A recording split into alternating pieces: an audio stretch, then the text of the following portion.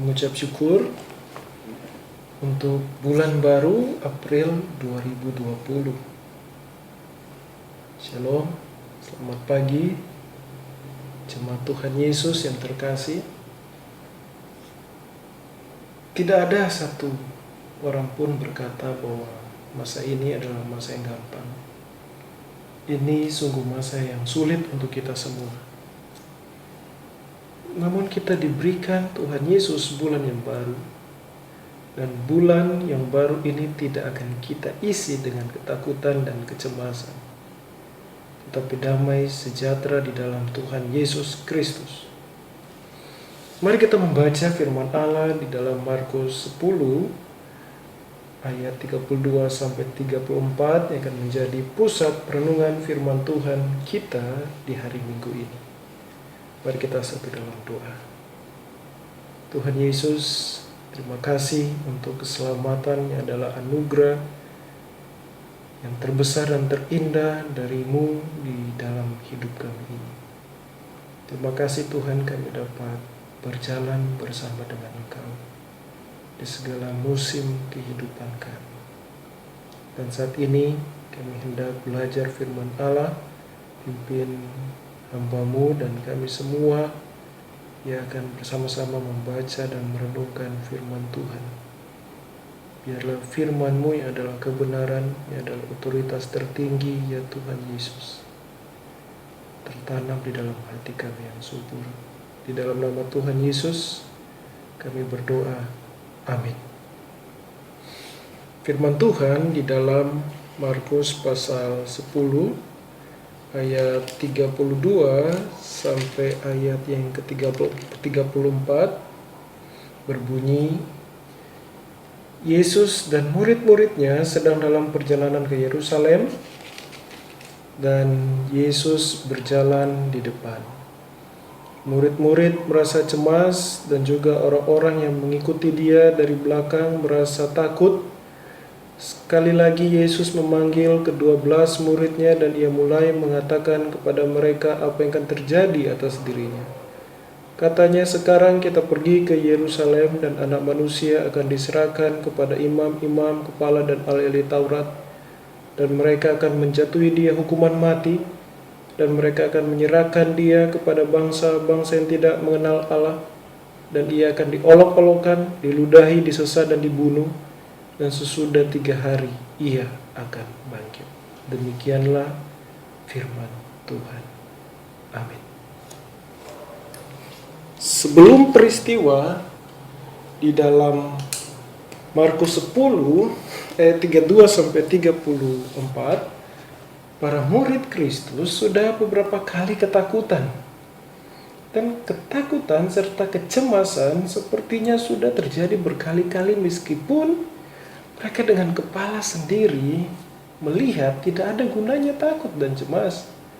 Karena guru mereka, yaitu Kristus Yesus, Anak Allah yang hidup, bersama dengan mereka. Berikut beberapa contoh ketakutan dan kecemasan para murid. Takut binasa karena angin dan gelombang yang besar dalam Markus 4 ayat 38. Yang berbunyi, maka murid-muridnya membangunkan dia dan berkata kepadanya, Guru, engkau tidak peduli kalau kita binasa? Lalu di dalam Markus 6 ayat 49 dan juga Matius 14 ayat 26, di situ tertulis mereka berteriak-teriak karena takut. Mereka ketakutan melihat Yesus Kristus yang berjalan di atas air, yang mereka pikir itu hantu. Selanjutnya saat Simon Petrus berjalan di atas air, yang dimana di saat itu Kristus sedang menantikan dia berjalan di atas air. Di dalam Matius 6 ayat 30 tertulis Petrus takut. Takutlah ia dan mulai tenggelam. Lalu di dalam Markus 6 ayat 9, mereka ketakutan melihat Yesus Kristus berubah rupa dan saat itu bersama dengan Elia dan Musa dalam kemuliaan. Mereka ketakutan melihat kemuliaan Allah. Jadi sepertinya kehidupan murid-murid tidak lepas dari ketakutan dan kecemasan. Dan sepertinya ketakutan dan kecemasan sudah menjadi habit dan sangat sulit dipisahkan di hidup mereka sebelum kematian dan kebangkitan Kristus Yesus. Alasan mereka mulai dari takut binasa karena tenggelam, takut hantu, bahkan takut akan kemuliaan Allah. Ketakutan mereka dari pikiran mereka dan menyangkut mereka. Selama tidak menyangkut mereka, maka sepertinya mereka tidak takut dan cemas. Dan Markus 10 ayat 32, di mana saat Kristus memimpin mereka menuju Yerusalem, para murid cemas. Dan begitu juga orang-orang yang mengikuti mereka. Kristus berjalan di depan mereka dan mereka cemas serta takut walaupun Kristus memimpin dan bersama mereka. Apakah alasan mereka untuk takut saat berjalan ke Yerusalem? Karena di Yerusalem berkumpul imam-imam kepala dan ahli-ahli Taurat, para pemimpin agama Yahudi yang sangat membenci Yesus, Sang Mesias. Dan selain para pemimpin agama Yahudi, di Yerusalem ada wali negeri kekaisaran Romawi, yaitu Pontius Pilatus, dan Herodes raja wilayah. Sudah ada di benak pikiran mereka perbuatan kejam apa yang akan dilakukan oleh para imam kepala dan ahli-ahli Taurat, juga pemerintah Romawi serta bonekanya yaitu Herodes kepada mereka. Dan lihatlah apa yang dikatakan oleh Tuhan Yesus untuk menghilangkan ketakutan dan kecemasan para murid. Perhatikan dalam Markus 10 ayat 32 di dalam kalimat yang terakhir. Sekali lagi Yesus memanggil ke-12 muridnya dan ia mulai mengatakan kepada mereka apa yang akan terjadi atas dirinya. Perhatikan perkataan Kristus yang berkata yang akan terjadi atas dirinya. Dengan kalimat tersebut Kristus hendak berkata kepada para murid, "Aku tahu kamu takut, tetapi jangan kamu takut. Karena akulah yang akan mengalami apa yang kamu takuti. Semua ketakutanmu akan terjadi dalam diriku. Semua karena kasihku kepada engkau para muridku. Dan kasih ini pun untuk semua manusia. Manusia milik kepunyaan Bapa surga." Oleh sebab itu jangan takut. Tuhan Yesus berkata kepada mereka, "Aku mengasihimu. Mara bahaya itu tidak akan menimpa engkau, tetapi akan menimpa aku. Mara bahaya ini akan terjadi pada hidupku. Janganlah takut, engkau murid-muridku. Akulah yang akan menanggung sumber segala takut dan kecemasanmu. Dan apa yang akan terjadi di Yerusalem dan di luar tembok kota Yerusalem adalah jalan keluar satu-satunya dari ketakutanmu, dari kecemasanmu yang datang silih berganti." Dan di Markus 10 ayat 33 sampai 34, Kristus menjelaskan dengan jelas apa yang akan terjadi pada dirinya di Yerusalem dan cerita akhirnya berujung pada kebangkitannya. Dan dengan jalan inilah satu-satunya sumber ketakutan dan kecemasan yang ada pada para murid dan bahkan semua manusia dihapuskan. Kristus akan menderita. Perhatikan di dalam ayat yang ke-33. Katanya, "Sekarang kita pergi ke Yerusalem dan anak manusia akan diserahkan kepada imam-imam kepala dan ahli-ahli Taurat dan mereka akan menjatuhi dia hukuman mati. Dan mereka akan menyerahkan dia kepada bangsa-bangsa yang tidak mengenal Allah." Dan ayat 34, "Dan ia dan Kristus akan diolok-olokkan, diludahi, disesat dan dibunuh. Dan sesudah 3 hari ia, Kristus Yesus, akan bangkit." Inilah kunci keluar dari semua ketakutan yang ada di dalam hidup semua manusia, termasuk para rasul. Terbebas dari murka Allah, terbebas dari kuasa maut, dosa, iblis. terlepas dari kebinasan kekal melalui penderitaan dan kematian serta kebangkitan Yesus Kristus. Semua ketakutan para murid, semua manusia yang adalah milik Allah akan lenyap ketakutan dan kecemasannya dengan segala apa yang akan Kristus alami. Apakah sebenarnya sebab atau asal ketakutan manusia, Anda dan saya? Jawabannya adalah dosa, yang hasilnya maut dan kematian. Seperti yang tercatat dalam Kejadian 2 ayat 17, yang dimana itu memisahkan kita manusia dari Tuhan Allah yang Maha Kudus. Itu adalah sumber ketakutan dan kecemasan, dan itulah juga yang paling ditakutkan dan dicemaskan oleh seluruh manusia. Dan sumber ketakutan dan kecemasan itu yang dilenyapkan oleh Tuhan Yesus Kristus di kayu salib.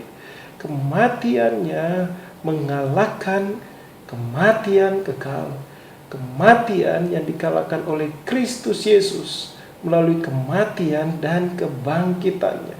Ketakutan dan kecemasan akibat dosa, maut, dan kematian lenyap selamanya di dalam Tuhan Yesus Kristus.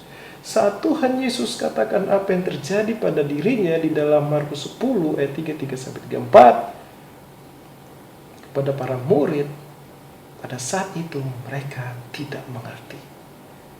Para murid melihat perjalanan ke Yerusalem dengan ketakutan, tetapi mereka tidak mengerti perjalanan ke Yerusalem itulah dimulainya kekalahan dari ketakutan dan kecemasan akibat kejatuhan manusia dalam dosa. Dimulainya kekalahan dari iblis, dari kuasa dosa dan kuasa kematian. Bisa saja Kristus tidak pernah ke Yerusalem, tetapi para murid dan kita manusia tetap ada di dalam ketakutan dan kecemasan akibat keberdosaan kita, yang dimana kejatuhan manusia pertama dalam dosa. Atau bisa saja saat menuju Yerusalem, Kristus katakan bahwa aku akan menurunkan api kepada para pemimpin agama Yahudi dan semua para pemimpin Romawi serta Herodes. Kita akan ke Yerusalem, kita akan aman-aman saja di Yerusalem karena semua sudah dilenyapkan oleh api. Namun, jika itu pun terjadi, semua itu tidak akan melenyapkan ketakutan dan kecemasan para murid. Murid akan tetap takut dan cemas sampai akhir hidup mereka. Dan saat tiba fakta bahwa sungguh Kristus Yesus menderita, ia mati kayu salib, dan dia benar-benar bangkit pada hari yang ketiga. Ia naik ke surga, dan bahkan berjanji akan datang kedua kalinya, dan turunnya Roh Kudus.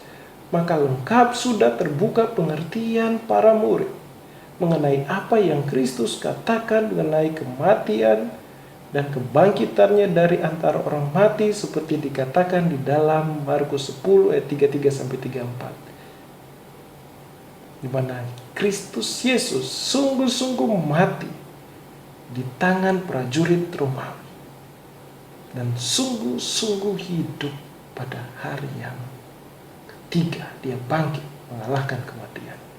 Perhatikan peristiwa di Mahkamah Agama Yahudi di dalam Kisah Rasul pasal 4 ayat 19 sampai yang ke-20.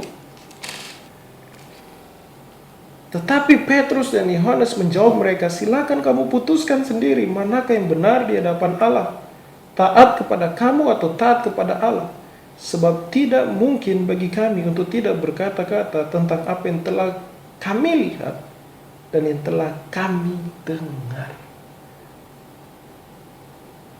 Peristiwa itu terjadi saat mereka disidang oleh para ahli-ahli Taurat, para imam-imam agama Yahudi.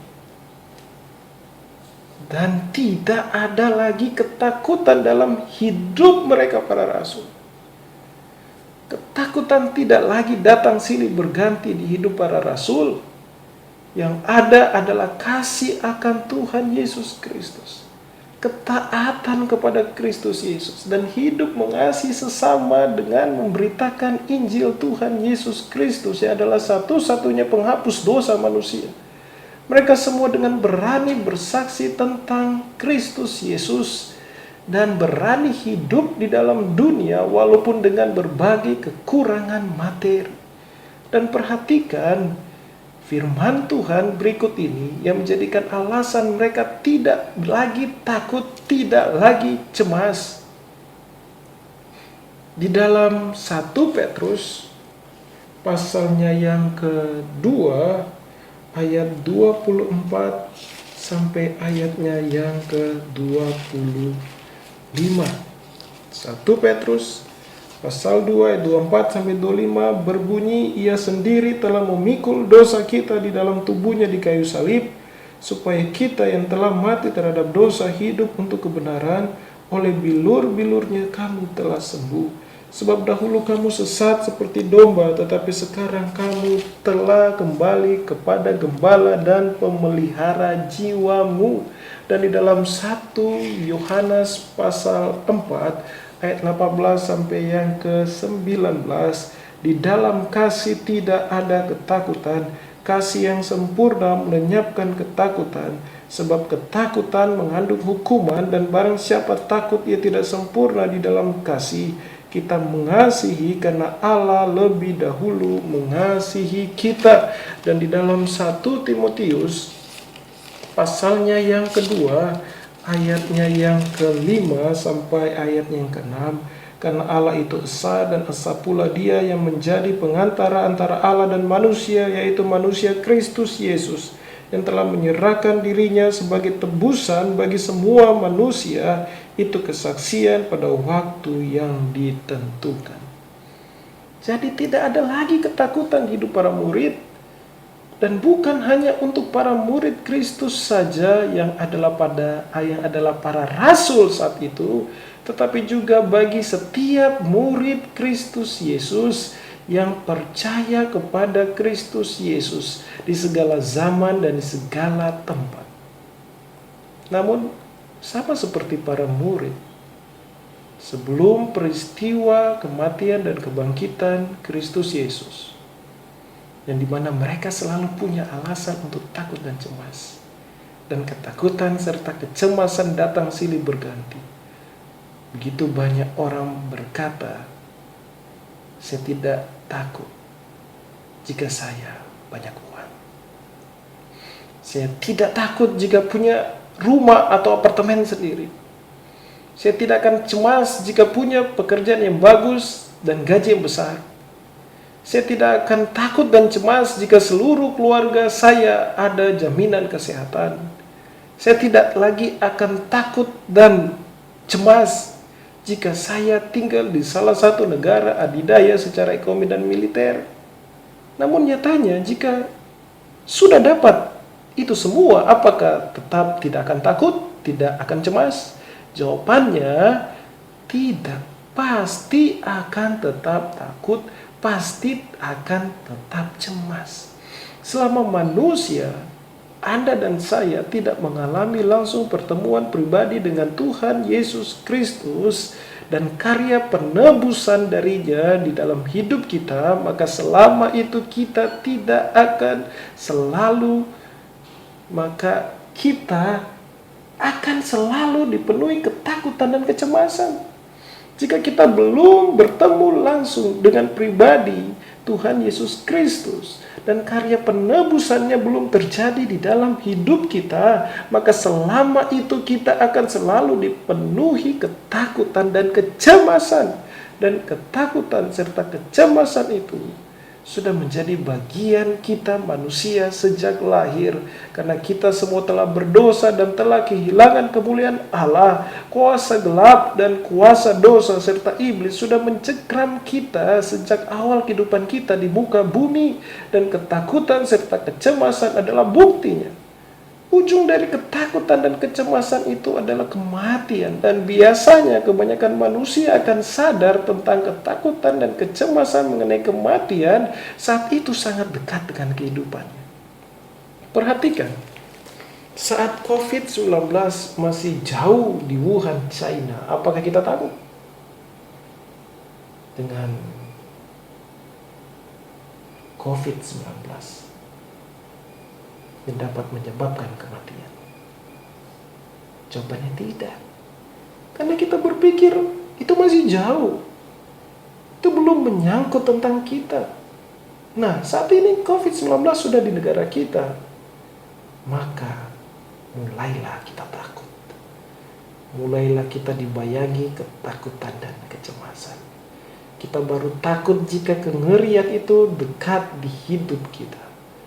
Apa kita sadar bahwa kita semua berdosa dan kengerian, kematian kekal menyatu dengan kita dan tidak ada yang dapat kita perbuat untuk melepaskan hukuman kengerian murka Allah itu dari kita. Dengan COVID-19 kita dapat hindari.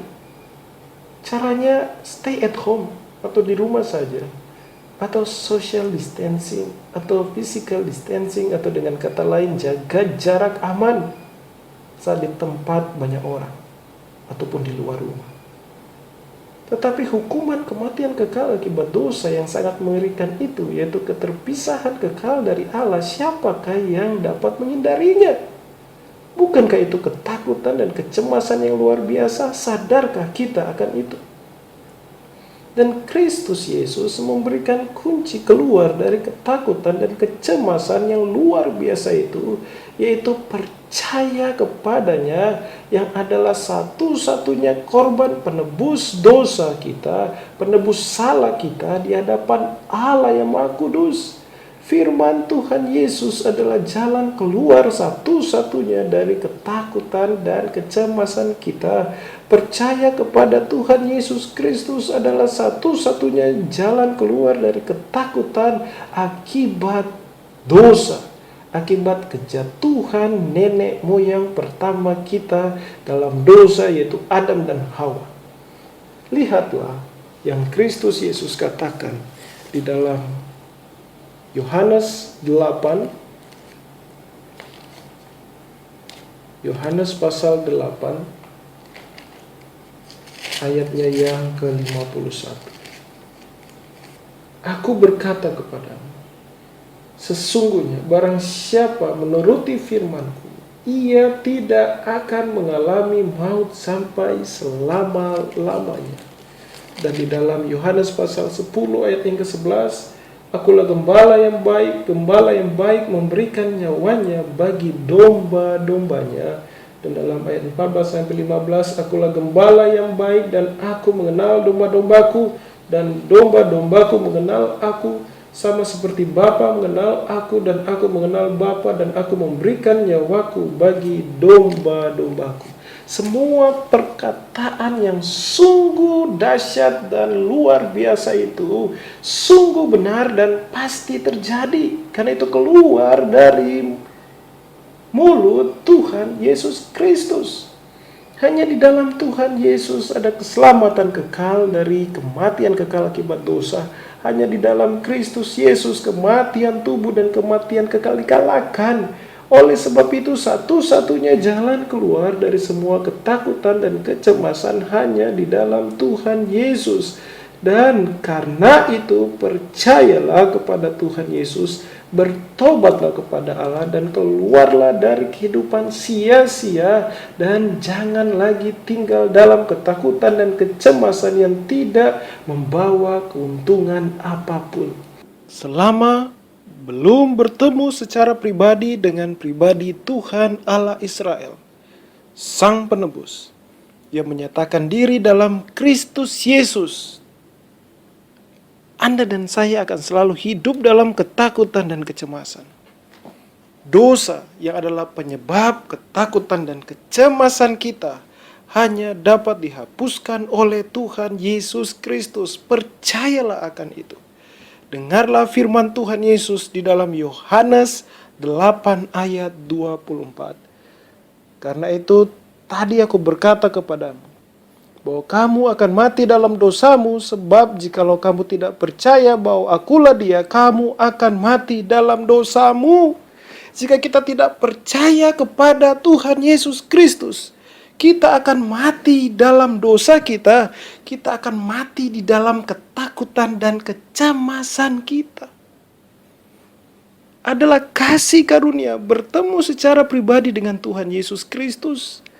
Adalah kasih karunia percaya kepada Tuhan Yesus.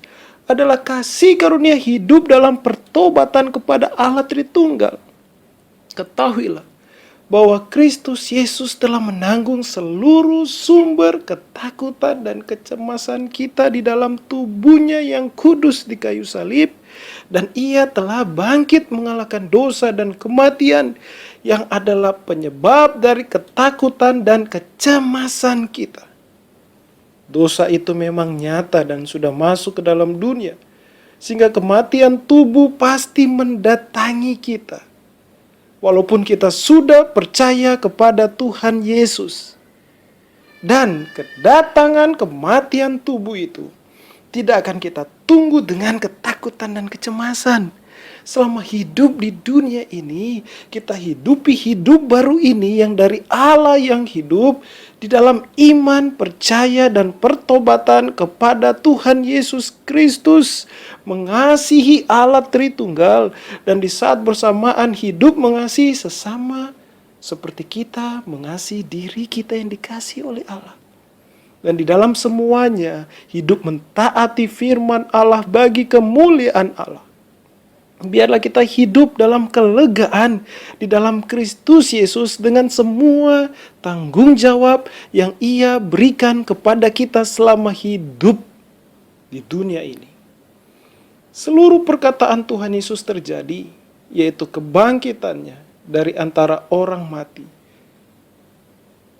Oleh sebab itu, perkataan Kristus di dalam Yohanes 6 ayat 39 sampai yang ke-40 yang berbunyi, "Dan inilah kehendak Dia yang telah mengutus aku, yaitu supaya dari semua yang telah diberikannya kepadaku jangan ada yang hilang, tetapi supaya aku bangkitkan pada akhir zaman.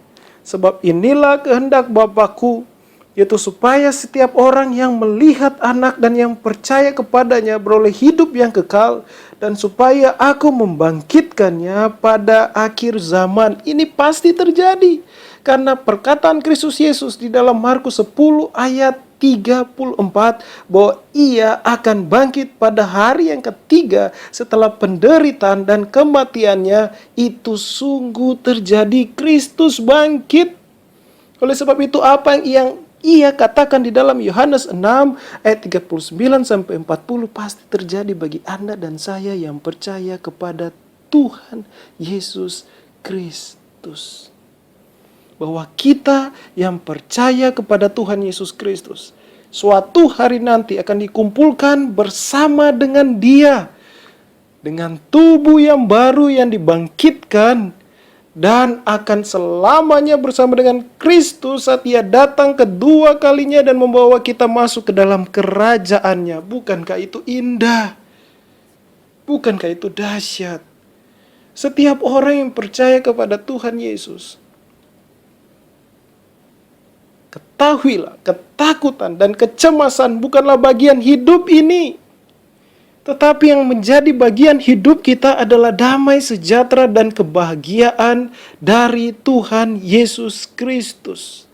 Yakinlah, selama hidup ini pasti ada kesulitan, pasti ada pergumulan, pasti ada permasalahan, dan juga pasti ada kelegaan.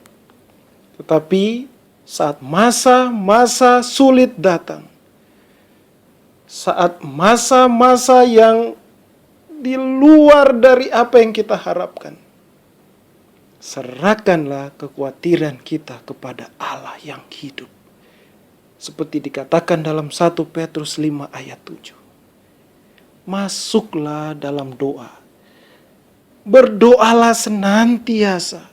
Waktu suka, waktu duka, Setiap waktu masuklah dalam doa seperti yang dikatakan dalam Matius 6 ayat 6. Hiduplah dalam firman Allah, renungkanlah firman Allah, nikmatilah firman Allah, dan lihatlah bahwa firman Allah itu sungguh benar, sungguh terjadi, dan sangat baik bagi kita. Roh Kudus berikan kita hikmat untuk melangkah ke masa depan. Allah Bapa yang adalah kasih akan selalu memelihara kita di dalam tangannya yang kudus dan perkasa.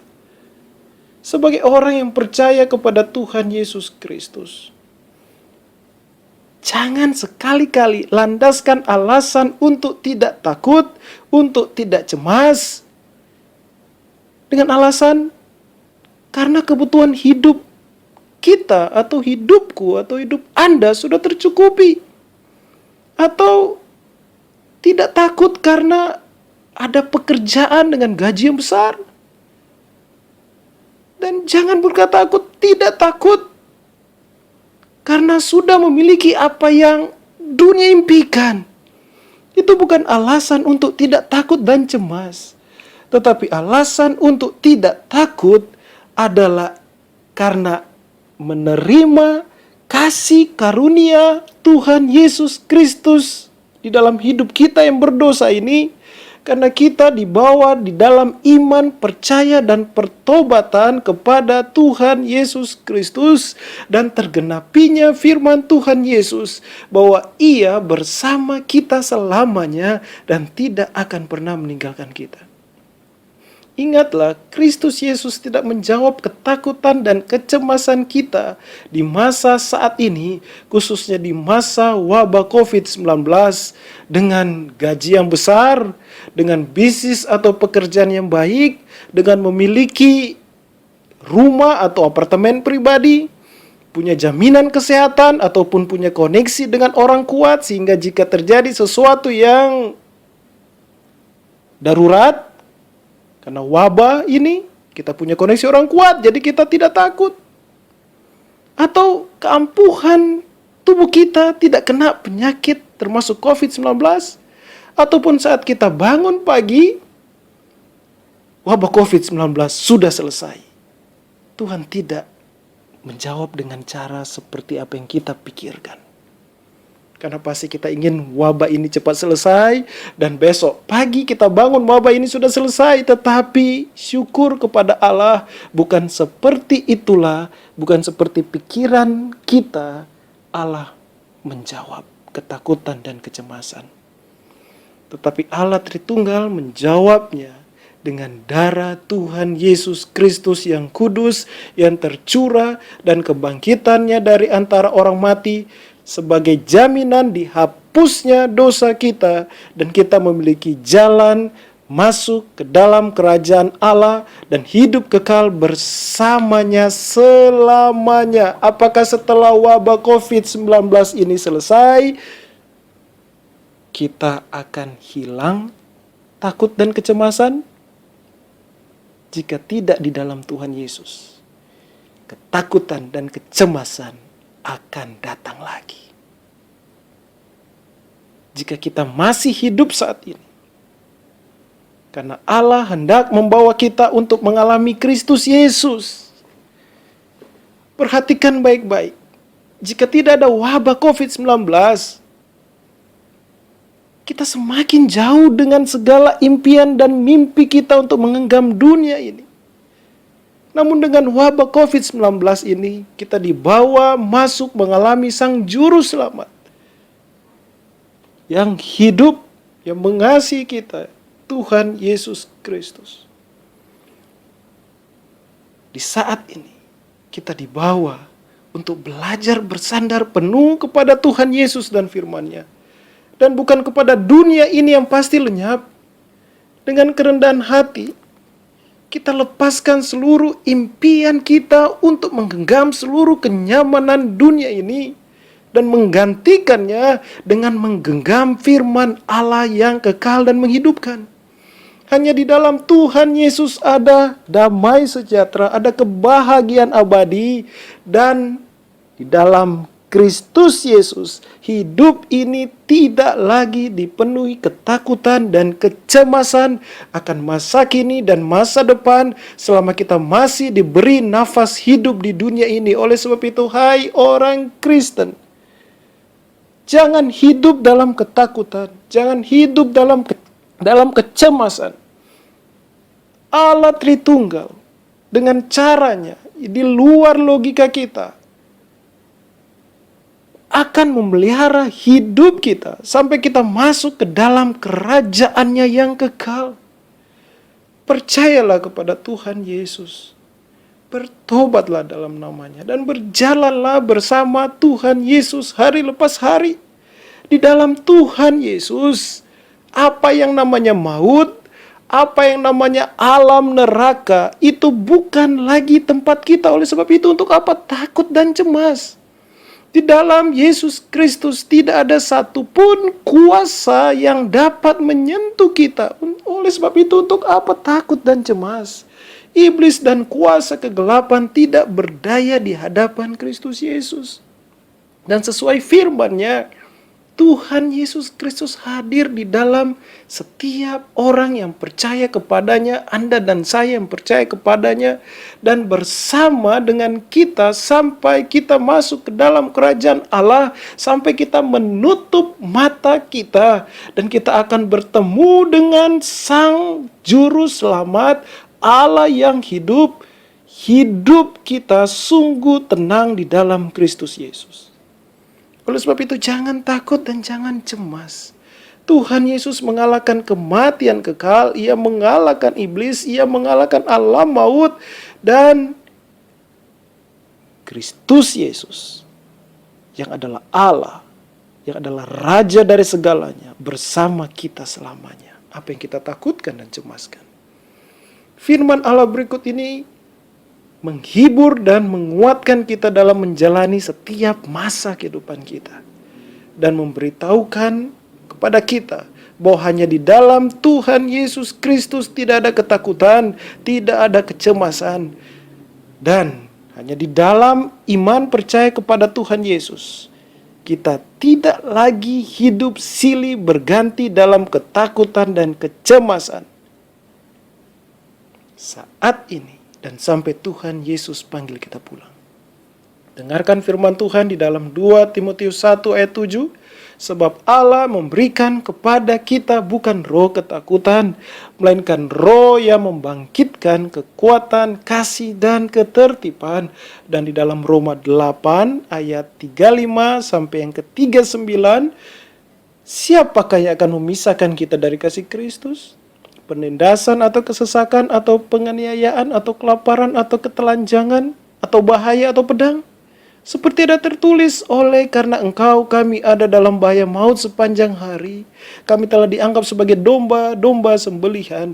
Tetapi dalam semuanya itu kita lebih daripada orang-orang yang menang oleh Dia yang telah mengasihi kita. Sebab aku yakin bahwa baik maut maupun hidup, baik malaikat-malaikat maupun pemerintah-pemerintah, baik yang ada sekarang maupun yang akan datang, atau kuasa-kuasa baik yang ada di atas maupun yang di bawah, ataupun sesuatu makhluk lain, tidak ada yang dapat memisahkan kita dari kasih Allah yang ada di dalam Yesus, yang ada dalam Kristus Yesus Tuhan kita. Jadi jemaat Tuhan Yesus, saudara-saudari yang terkasih, jangan lagi kita hidup dalam ketakutan dan kecemasan. Seperti orang-orang yang tidak mengenal Allah. Seperti orang-orang yang tidak percaya kepada Allah. Karena Kristus Yesus telah mengambil sumber ketakutan dan kecemasan kita di dalam tubuhnya di kayu salib. Dan Ia sudah bangkit mengalahkan itu semua. Bersama Kristus Yesus kita lewati masa ini, masa depan, dan sampai ke dalam kerajaan Allah. Sebagai satu keluarga iman dalam Tuhan Yesus, kita lewati setiap masa kehidupan. Amin. Tuhan Yesus, terima kasih hanya di dalam Engkau ada jaminan akan keselamatan dan hidup yang kekal. Hanya di dalam Engkau tidak ada ketakutan dan kecemasan karena Engkau adalah pemilik otoritas di sorga dan di bumi. Terima kasih banyak Tuhan Yesus untuk penyertaan-Mu. Penghiburan kami hanya dalam Kristus, kekuatan kami hanya dalam Tuhan Yesus. Di masa saat ini kami percaya Engkau memegang kendali atas segalanya. Ampuni kami Tuhan, jika kami sempat takut, jika kami sempat cemas. Dan terima kasih untuk pengampunan dosa yang Kau berikan. Dan terima kasih untuk damai sejahtera yang Kau berikan di dalam hidup kami. Dan kapanpun kami siap dijemput oleh-Mu Tuhan. Dan jika kami masih hidup saat ini, pakailah kami untuk menyatakan keagungan-Mu. Di dalam nama Tuhan Yesus Kristus kami berdoa. Amin.